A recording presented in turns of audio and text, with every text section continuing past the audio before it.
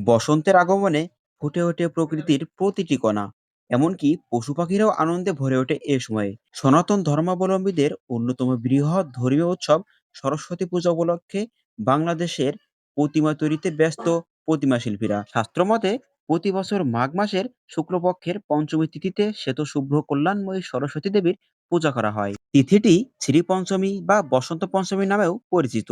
উত্তর ভারত, পশ্চিমবঙ্গ, উড়িষ্যা, নেপাল ও বাংলাদেশ এবং ইন্দোনেশিয়ার কিছু অঞ্চলে সরস্বতী পূজা উপলক্ষে বিশেষ উৎসাহ উদ্দীপনা পরিলক্ষিত হয়। মূর্তি তৈরির প্রধান উপাদান মাটি ও জল।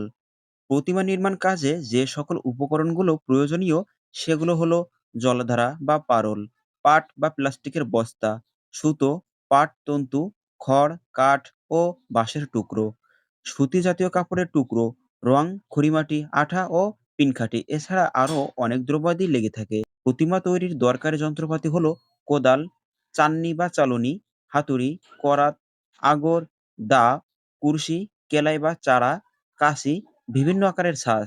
এছাড়া ফাপি অর্থাৎ বাঁশের তৈরি সরু এবং মোটা একটি যন্ত্র এবং বিভিন্ন পরিমাপের তুলি বা ব্রাশ। প্রথমে মাটিকে ভালো করে প্রতিমা তৈরির উপযোগী করে নিতে হয়। প্রাথমিক পর্বে মাটি আনার পর কোদাল দিয়ে টুকরো টুকরো করে মাটি কাটা হয়। এরপর কাটা প্রথমে মাটিকে ভালো করে প্রতিমা তৈরির উপযোগী করে নিতে হয়। প্রাথমিক পর্বে মাটি আনার পর কোদাল দিয়ে টুকরো টুকরো করে মাটি কাটা হয়। এরপর কাটা টুকরোগুলোকে একত্রিত করে কুরশির সাহায্যে মসৃণ করে গুঁড়ো করা হয়। গুঁড়ো মাটিকে চালনির সাহায্যে ছেঁকে নেওয়া হয়। তারপর মসৃণ মাটিকে জলে ভিজে রাখা হয়। পরিমাণ মতো জল দিয়ে হাত ও পায়ের সাহায্যে চটকে নেওয়া হয়। মাটি নরম না হওয়া পর্যন্ত এই প্রক্রিয়া চলতেই থাকে। খড়ের ছোট ছোট টুকরোর সঙ্গে মাটি ও জল মিশিয়ে একটি কাদামাটির মিশ্রণ তৈরি করেন শিল্পীরা। পাটের তন্তু বা সুতলির সাহায্যে প্রতিমার আকৃতির অনুযায়ী খড় বেঁধে নেওয়া হয়। খড়ের সাহায্যে যে কাঠামো তৈরি হয় তা প্রতিমার আকার প্রদান করে। খড়ের কাঠামোর উপরে জল, মাটি ও খড় মেশানো প্রলেপ লাগানো হয়। প্রলেপ শুকিয়ে গেলে আবার পাট তন্তুর দ্বারা প্রলেপ দেওয়া হয়। মূর্তি তৈরির প্রথম অবস্থায় কাঠ বা বাঁশের পাটাতন তৈরি করে লোহার কাঠি দিয়ে প্রতিমার পা স্থাপন করেন।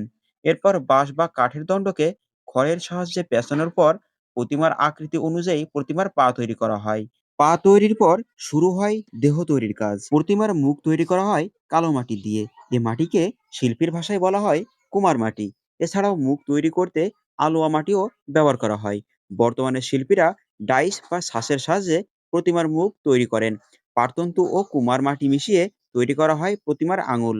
মূর্তি তৈরির পর রৌদ্রে শুকিয়ে নেওয়া হয়। সবশেষে এবার আসে প্রতিমাতে রং দেওয়ার পালা। কেশ সজ্জায় শিল্পীরা এক বিশেষ পদ্ধতি অনুসরণ করেন। পাটতন্তু দিয়ে তৈরি করা হয় কালো চুল, আর কপালে যুক্ত করা হয় ক্রেপ চুল অর্থাৎ বাগানো চুল।